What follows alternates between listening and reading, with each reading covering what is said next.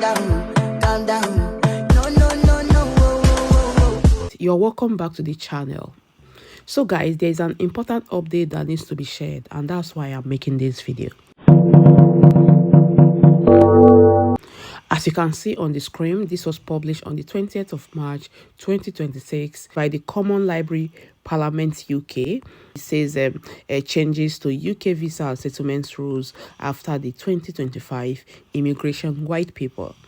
I find this document very useful because it went further to break down, what the governments intend to do regarding the extension of ILR, and there are so many clarifications that have just been done. Guys, this is like a new update, so please make sure that you're watching this video to the end so you understand it perfectly, and also do like and share with your friends.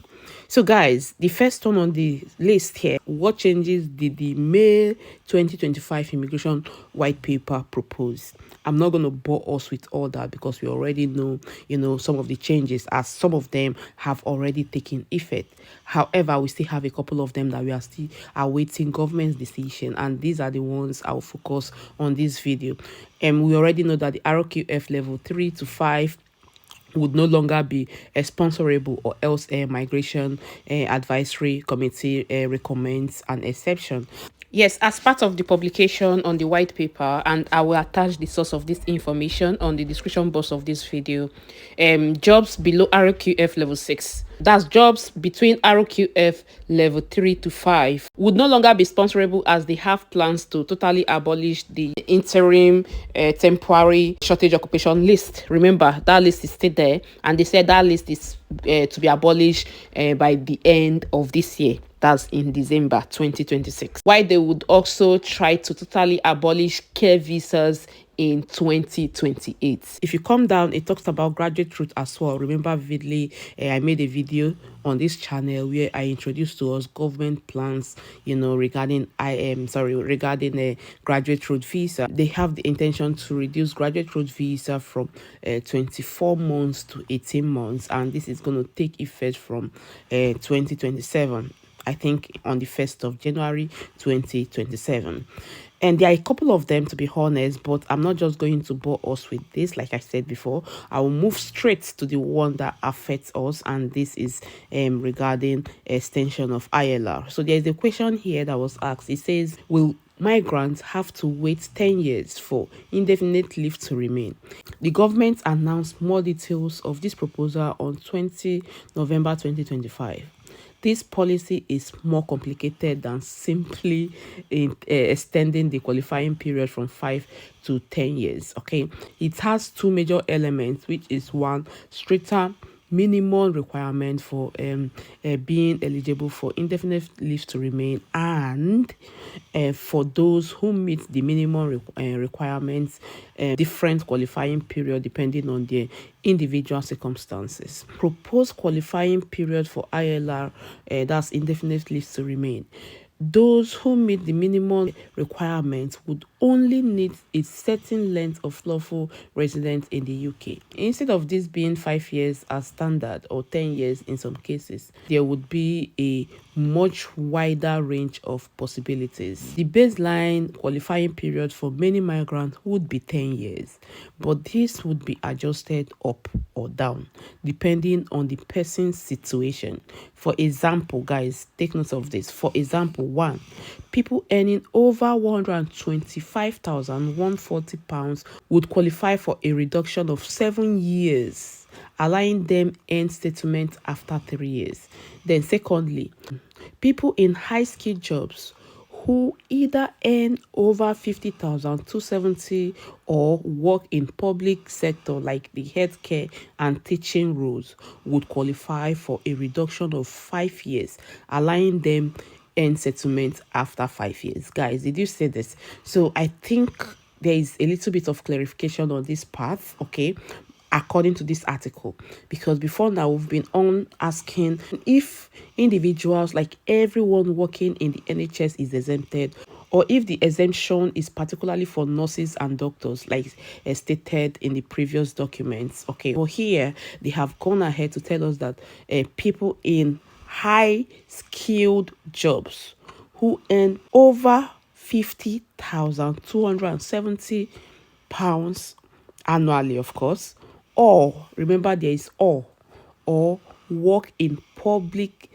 sector like the healthcare and teaching roles would be qualified after 5 years. The next one is people with a standard family visa sponsored by a British citizens or on the Hong Kong, that's the BNO visa, would also qualify for a reduction of 5 years, allowing them settle after 5 years. The last one here is people who volunteer in the community would qualify for a reduction of 3 years to 5 years, allowing them settle after 5 to 7 years. So guys, this is a very key point for us to note. Okay, so they are saying that anyone doing voluntary job in the community, remember also that they went ahead on previous documentations. If you know you want a video on that, let me know. But I know very well that I brought this to us at the time. Okay, they specify the sort of voluntary job that you can do, okay, to be eligible for these exemptions or this reduction in the qualifying period. So guys, if you want a video on that, kindly let me know on the comment section, and of course I will look for time to make that video. So on the other hand, the qualifying period will be extended if the person claimed benefits adding 5 to 10 years or first entered the UK illegally, adding up to 20 years.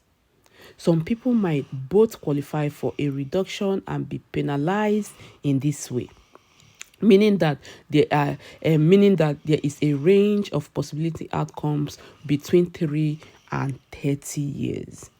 In addition, there would be different approaches for certain groups, like the first one here. For people in jobs considered low skilled or medium skilled, the baseline starting point for the calculation would be 15 rather than 10 years.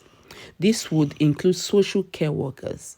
Honestly, they are still, talking about these social care workers because they consider these people as low or medium skilled workers or medium skilled jobs workers. Okay, if that makes sense. So I think I've done so many videos encouraging us to upskill.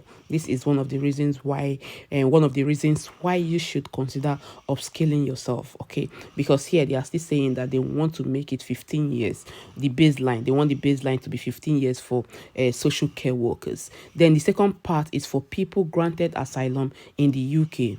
It appears that there would be a 20-year qualifying period with no reductions possible, or else the person takes up work or study. Yes, I think I also made a video. I always get us updated. Sometime last year, ending last year,